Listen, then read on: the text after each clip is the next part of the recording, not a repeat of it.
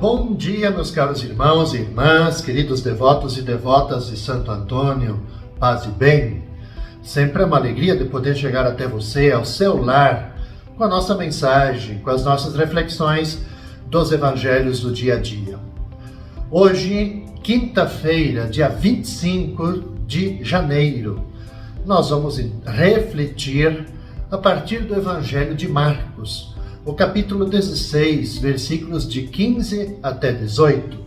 Lembrando que hoje, quinta-feira, na vida da igreja, nós celebramos a conversão de São Paulo. Jesus se manifestou aos 11 discípulos e disse-lhes: Ide pelo mundo inteiro e anunciai o evangelho a toda criatura. Quem crer e for batizado será salvo. Quem não crer será condenado.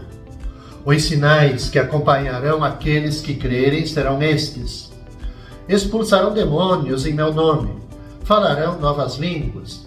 Se pegarem em serpentes ou beberem algum veneno mortal, não lhes fará mal algum.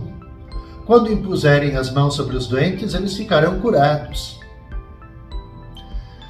Veja, meus caros irmãos e irmãs, antes de sua ascensão ao céu, Jesus, ele envia os seus discípulos com uma ordem muito clara, muito precisa: proclamar o evangelho. E os destinatários são todos os povos do mundo todo. Ninguém deve ficar fora. E Jesus confere aos discípulos o poder, a força, o dinamismo de poder curar doentes, de tirar de dentro, de tirar tudo aquilo que os oprime. Quando ele fala expulsar demônios, ou seja, libertar as pessoas de tudo que oprime elas e devolver para elas dignidade de filhos e filhas de Deus. Muitos sinais prodigiosos haveriam de acompanhar e de confirmar a obra dos seguidores de Jesus. Se vocês lerem os Atos dos Apóstolos, pode ser todo o livro, capítulos, lá vocês vão perceber que a igreja primitiva testemunhou a verdade dessa promessa. Nos Atos dos Apóstolos, lá pela metade, vai dizer assim, que o Senhor confirmava o que eles diziam sobre a graça de Deus, permitindo que através deles, dos apóstolos, se realizassem sinais e prodígios. Então, obviamente que faz parte dessa corrente de pregadores o apóstolo Paulo, através do qual Deus realizava milagres extraordinários. Então, é isso que celebramos hoje, na conversão de Paulo, com esse evangelho do envio dos discípulos, para dizer assim, que todos nós somos pregadores, todos nós somos enviados. Na conversão de São Paulo, é bom que nós também tenhamos consciência de que em São Paulo se revela de uma forma muito verdadeira o poder de Deus. A história todos nós sabemos, de Paulo, de um inimigo, do nome de Cristo, perseguidor, Saulo, que era o seu nome, se encontra com o Senhor no caminho para Damasco. Acolhe na fé e torna-se seu discípulo, e um discípulo entusiasta, com uma fecundidade extraordinária, que a gente pode dizer que ainda não terminou. Por quê? Porque o seu itinerário de fé também é o símbolo do nosso itinerário. Acreditar implica, antes de mais, de nós sermos capazes, como fez Paulo, de encontrar pessoalmente Jesus de Nazaré. O cristão, nós, cada um de nós, como cristãos e cristãs, nós não acreditamos numa doutrina. Seguimos uma doutrina, isso é verdade. Não acreditamos num sistema, mas nós cremos numa pessoa, a pessoa humana, divina, que é Jesus. Então, ter fé é aderir vitalmente a Jesus, de tal modo que já não se pode viver sem Ele. Já não sou eu que vivo, é Cristo que vive em mim. Essa é a máxima no nosso caminho de crer, no caminho de a gente fazer a experiência como fez Paulo, do encontro com Cristo em Damasco. Seguindo o nosso percurso, na sexta-feira, dia 26 de janeiro, a gente reza, a gente medita a partir do Evangelho de Lucas, o capítulo 19, versículos de 1 a 9. A gente sai do Evangelho de Marcos para Lucas, porque nesse dia também celebramos na igreja Timóteo e Tito, que foram bispos e também discípulos de Paulo. O Senhor escolheu outros 72 discípulos e os enviou 2 a 2, na sua frente, a toda a cidade e lugar aonde ele próprio devia ir. E dizia-lhes: a messe é grande, mas os trabalhadores são poucos. Por isso pedi ao dono da messe que mande trabalhadores para a colheita. Eis que vos envio como cordeiros para o meio de lobos. Não leveis bolsa, nem sacola, nem sandálias, e não cumprimenteis ninguém pelo caminho. Em qualquer casa em que entrardes, dizei primeiro: a paz esteja nesta casa.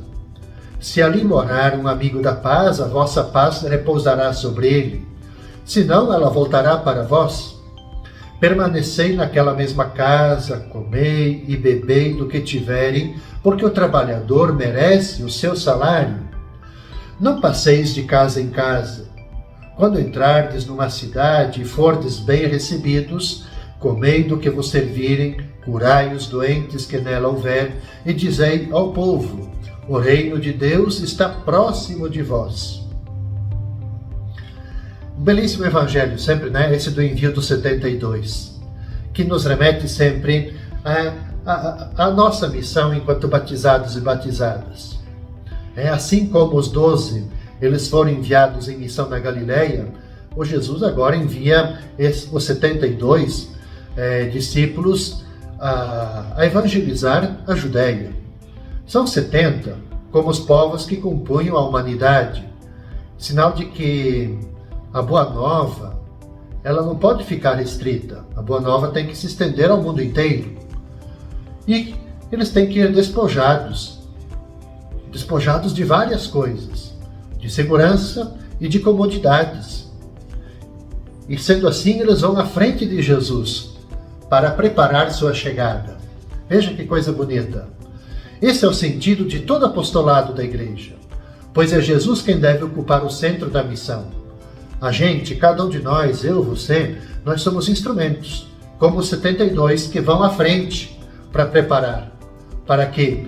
Para que, sendo preparado o lugar, os corações, Cristo ocupe o centro da vida das pessoas, da vida da comunidade. Eles devem levar a paz também aos ambientes difíceis. Jesus diz assim: eis que envio vocês como ovelhas no meio de lobos. E é ali, nesse ambiente difícil, desafiador, ambientes hostis, que devemos pregar paz. Mas, ao mesmo tempo, Jesus diz assim: olha, não perder tempo com pessoas de má vontade, pessoas que não estão abertas para acolher mensagem de Jesus, a mensagem do Evangelho, mas também pessoas abertas que não desejam acolher paz, viver a paz, promover paz. E a tarefa deles é a mesma de Jesus. A sua tarefa, minha tarefa é a mesma de Jesus. É anunciar a boa notícia do reino. É a gente ser capaz de curar as pessoas. Esse é o belo, Ou seja, o sentido de curar as pessoas é de a gente libertar as pessoas de tudo o que as oprime. E que a gente, com a nossa ação, com a nossa missão, a gente poder devolver a elas a dignidade de filhos e filhas de Deus. Veja que coisa belíssima e, ao mesmo tempo, que compromisso forte que nós temos na nossa missão. Ora, nós vamos com essa perspectiva, nós vamos sentir que é imenso o trabalho a realizar. Basta a gente olhar ao nosso redor quantos desafios, quantas pessoas que esperam muito de nós. Por isso que nós devemos também, sim, cada um de nós, cada família, cada comunidade, para que possamos de fato preparar os ambientes, os corações, as mentes, para que o Evangelho chegue, para que Cristo ocupe o centro. Nós também precisamos sempre rezar, precisamos sempre pedir a Deus mais pessoas, missionários, para a grandiosa obra da expansão do reino. O que nós não podemos ficar é de braços cruzados. Veja que Jesus, no envio, ele exige dos 72, assim como exige de nós sempre, movimento, estar a caminho, ir ao encontro das pessoas. Então, evangelizar é a dinâmica do movimento, a dinâmica do ir ao encontro. E no sábado, meus caros irmãos e irmãs, no dia 27 de janeiro, a gente reza com o Evangelho de Marcos, capítulo 4, versículos de 35 até 41. Naquele dia, ao cair da tarde, Jesus disse a seus discípulos: "Vamos para outra margem." Eles despediram a multidão e levaram Jesus consigo, assim como estava na barca. Havia ainda outras barcas com ele. Começou a soprar uma ventania muito forte e as ondas se lançavam dentro da barca, de modo que a barca já começava a se encher. Jesus estava na parte de trás, dormindo sobre um travesseiro. Os discípulos o acordaram e disseram: "Mestre, estamos perecendo e tu não te importas?" Ele se levantou e ordenou ao vento e ao mar: "Silêncio, cala-te." O vento cessou e houve uma grande calmaria. E então Jesus perguntou aos discípulos: "Por que sois tão medrosos? Ainda não tendes fé?" Eles sentiram um grande medo e diziam uns aos outros: "Quem é este, a quem até o vento e o mar obedecem?" Meus caros, esse Evangelho do sábado também tem uma profundidade, no sentido do caminho de fé, da maturidade de fé, do crer. A proclamação do Evangelho, do Reino de Deus, em parábolas, segue agora a apresentação dos benefícios dessa proclamação. É o que faz agora Marcos nessa nova sessão, a gente chama assim uma nova sessão, que a gente entra dentro do Evangelho de Marcos, onde ele vai apresentar então 4 milagres, a começar por este que foi narrado agora, dessa tempestade que é acalmada por Jesus. A boa nova da salvação, ela atinge a pessoa toda a sua existência. Jesus, ele salva, Jesus cura as pessoas das mais diversas ameaças que estão a ponto de alienar sua vida.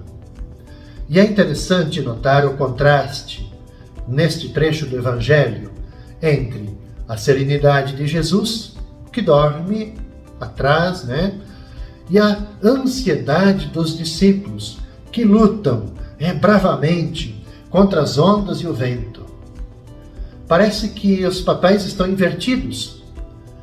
Jesus, ele confia nas pessoas, nos que estão remando, e estes, angustiados, não revelam confiança alguma em Jesus, a ponto de eles acordarem Jesus e não te importas conosco que estamos aqui perecendo, estamos afundando? Quando Jesus finalmente intervém, o vento e o mar se calam. E também os próprios remadores, os discípulos, se calam. Não sabem o que dizer. Nem respondem à pergunta de Jesus, por que vocês são tão medrosos? Vocês ainda não têm fé? O medo dos discípulos, aqui que está. O medo dos discípulos indica a falta de fé. A intervenção de Jesus transforma-lhes o medo em temor de Deus. O poder manifestado por Jesus fez com que eles intuíssem a presença de Deus junto deles. E começam então a dar-se conta de quem de fato é Jesus, de quem de fato é o seu mestre. Essa é uma interpretação, mas também, sabendo do direcionamento do Evangelho de Marcos, há uma outra interpretação que é num âmbito mais amplo, no âmbito de evangelização para outros territórios. Essa travessia, do qual nos narra também o Evangelho, para outra margem do lago, ela também tem um indicativo no Evangelho de Marcos, de evangelizar em território desconhecido, não judeu, territórios pagãos. O desafio, tanto para Jesus como para os discípulos, que obstáculos eles vão encontrar em terras pagãs. Eles já eram, de uma forma ou outra, perseguidos em territórios judeus, mas em território desconhecido. O que eles encontrariam? Então, talvez é normal ter medo, simbolizado no mar agitado, a agitação das águas. Simboliza tudo isso, mas também simboliza as ideias fixas dos discípulos, no sentido de que eles continuam apegados ao seu nacionalismo, no sentido dessa compreensão de que para que a gente sair do nosso local? Para que a gente sair desse nosso mundo, desse nosso espaço? Para que levar o Evangelho para outros ambientes que não são judeus? Então eles acreditavam exatamente que os judeus eram uma raça superior aos outros povos. Esse também é um pano de fundo que a gente tem que ter presente nessa narrativa. Então, convencidos desse modo de pensar, os discípulos censuram Jesus que dorme e não apoia eles nessa mentalidade.